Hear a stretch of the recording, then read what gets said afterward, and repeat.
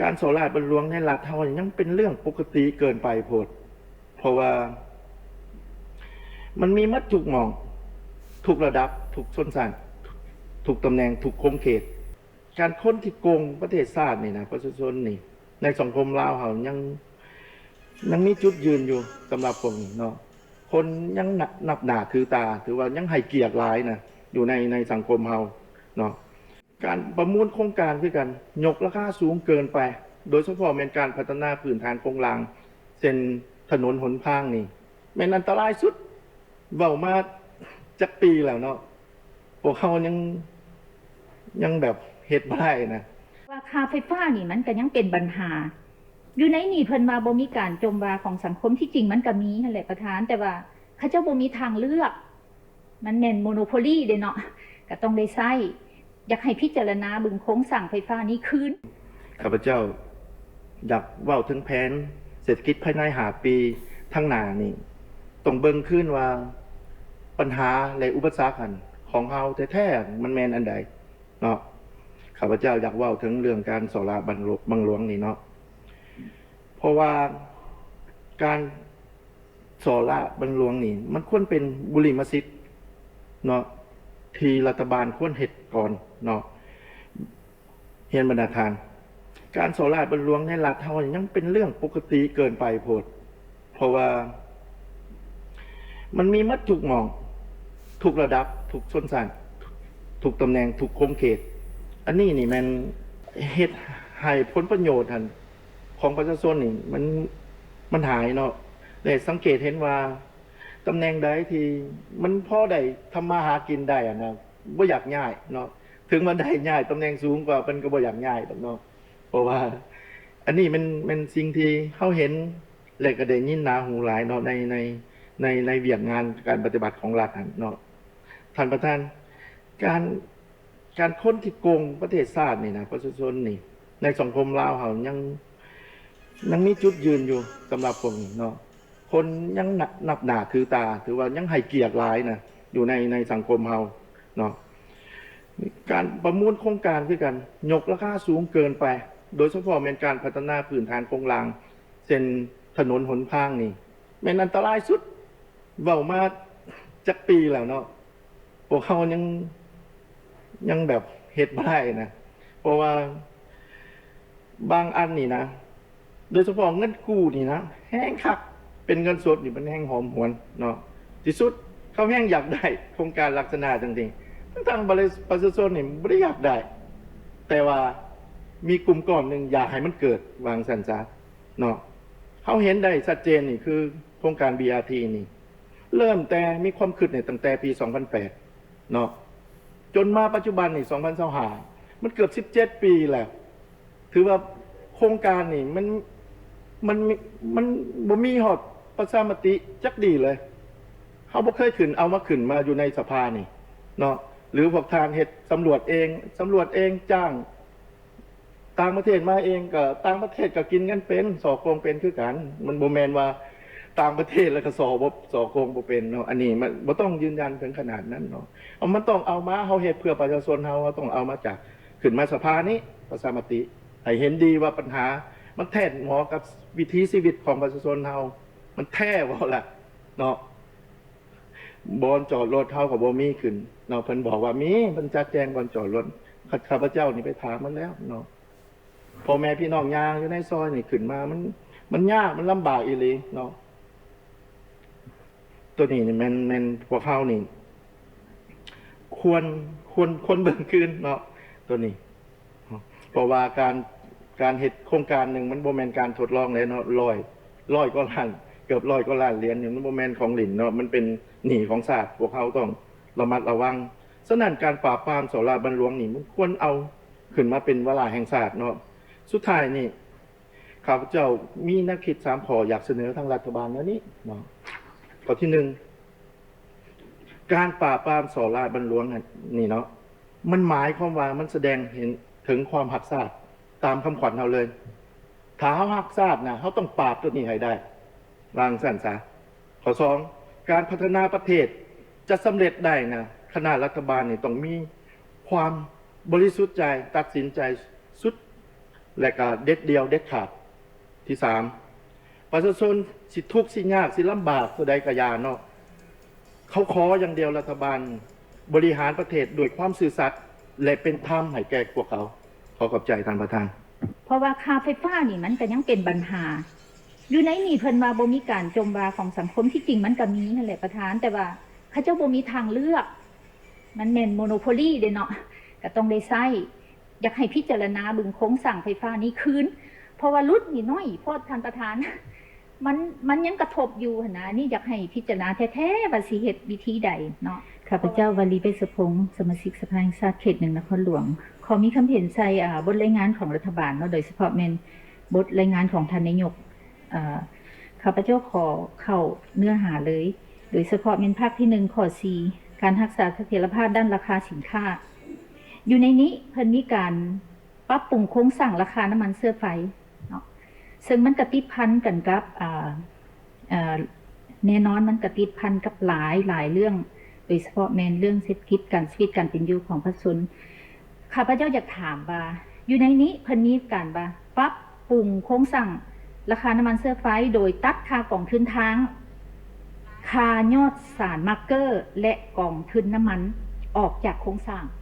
อยากถามว่าตัดแล้วเอาไปใส่ยังได้จ่ายต่อบ่จ่ายอยู่ข้อใดหรือรัฐบาลเอางบประมาณของรัฐบาลถมคุมอันนี้อยากขอความกระจ่างแจ้งเนาะแล้วถ้าว่าได้ตัดออกเลยมันข้าพเจ้าอยากเสนอเลยว่าขอให้ตัดมาร์เกอร์ออกเลยเนาะเพราะว่าตัวนี้บ่ได้ประโยชน์อย่างเป็นประโยชน์น้อยที่สุดรัฐบาลบ่ได้แล้วมาเพิ่มต้นทุนให้ประชาชนซื่อๆในเรื่องค่าน้ำมันอันนี้ขอให้ซิเก็บบอแล้วเก็บอยู่ใส่คือข้าพเจ้าได้เสนอฮันเนาะบัดนี้ข้อที่2แม่นอยากเว้าถึงเรื่อง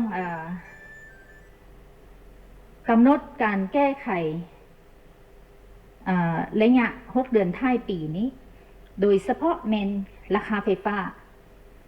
ได้เว้าชัดเจนว่าในระยะสั้นนี่แม่นถือว่าแก้ไขว่าบ่เพิ่มราคา 2% ต่อเดือนฮอดท้ายปี2025เนาะบัดนี้ฮอดท้ายปี2025เด้สิเก็บ 2% ต่อบ่ก็อยากให้ท่านรัฐมนตรีมาชี้แจงเนาะ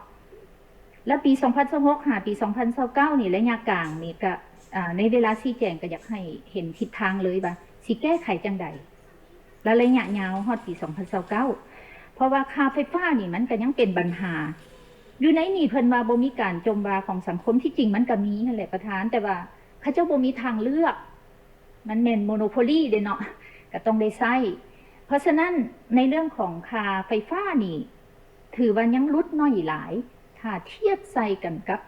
การกระโดดขั้นของราคาไฟฟ้ามันมาติดพันกับตัวข้อ9ปฏิรูปรัฐวิสาหกิจนี้เนาะว่ารัฐวิสาหกิจไฟฟ้าลาวได้สุ่มใส่การปลดโครงสร้างและโดยเฉพาะแม่นได้โอนหนี้สายทรงของอีเดียลที่นี่โอนหนี้ของไฟฟ้าลาวหันไปให้อีเดียลที่รับผิดชอบเพื่อเฮ็ดให้ไฟฟ้าลาวนี่ลด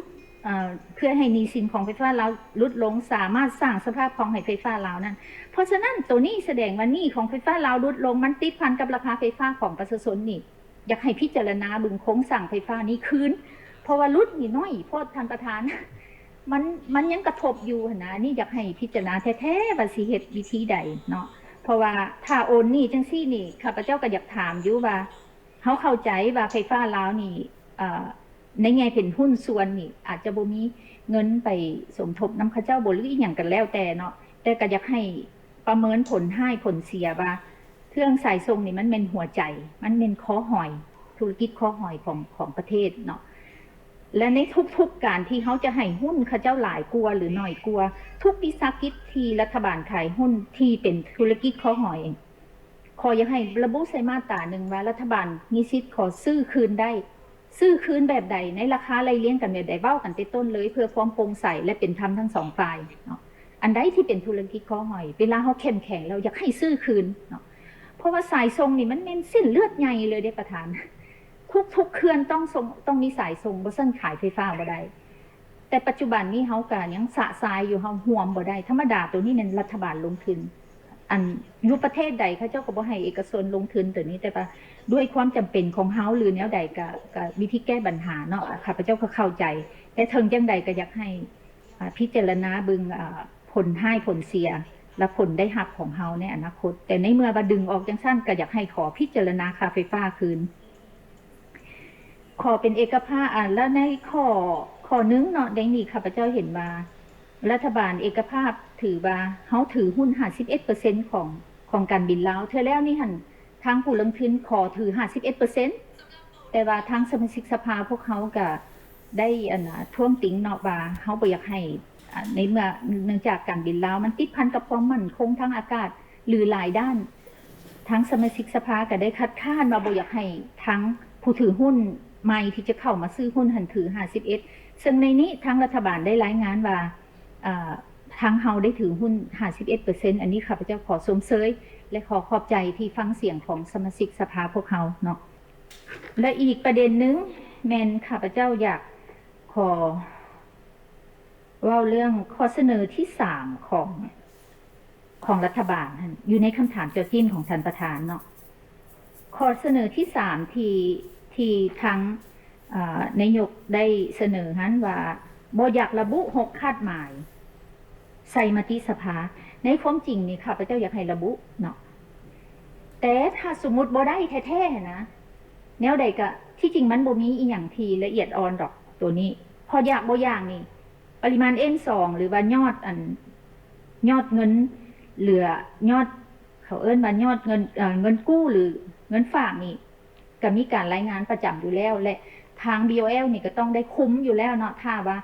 ออกนอกกติกานี้เสถียรภาพทางด้านการเงินมันก็ต้องมีปัญหาค่ะพระเจ้าเชื่อว่าตัวนี้คุ้มอยู่แล้ว3ข้อนี้หักได้เนาะเช่นเดียวกันกับขอสนับสนุนนั้นข้อเสนอขออนุญาตสื่อทันสสสุวรรณีเขต11เนาะคือว่าในบทของเพิ่นแจ้งหลายเป็นคำเห็นเดียวกันกับของข้าพเจ้าซึ่งข้าพเจ้าจะบ่ขอเว้าคืนแต่ขอเน้นในเรื่องของ6มาตรการนี้ฉะนั้นอัตราแลกเปลี่ยนขอให้ลงในมติเพราะอันนี้สำคัญหลายเนาะบ่อยากให้ออกกรอบอื่นเพราะมันกระทบแฮงตัวที่2แม่นรายรับจากเงินตราจากการส่งออกตัวนี้ก็อยากให้ระบุในมติและตัวที่3แม่นตัวตลาดเงินคืนนี่จังได้ก็อยากให้สภานี่ซุกนุ่ให้รัฐบาลสร้างความเข้มแข็งให้ตลาดเงินคืนตัวนี้ให้เข้มแข็งเพราะมันก็เป็นแรงนึงที่ระดมทุนให้บรรดาวิสาหกิจต่างๆเนาะอันนี้แม่นข้าพเจ้ายังมีข้อเสนอสุดท้ายประธานค้ำขวัญนี่เพิ่นสิใช้ใน5ปีก็บ่แม่นว่า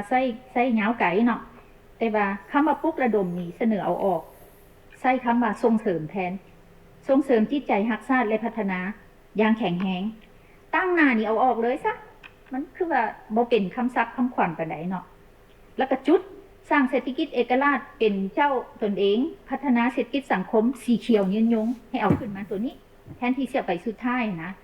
พัฒนาเศรษฐกิจสังคมสีเขียวยืนยงนำใส่ทุกทาแห้งอย่างมีประสิทธิผลมันสิเป็นคำจบเจ้าขอขอบใจท่านประธาน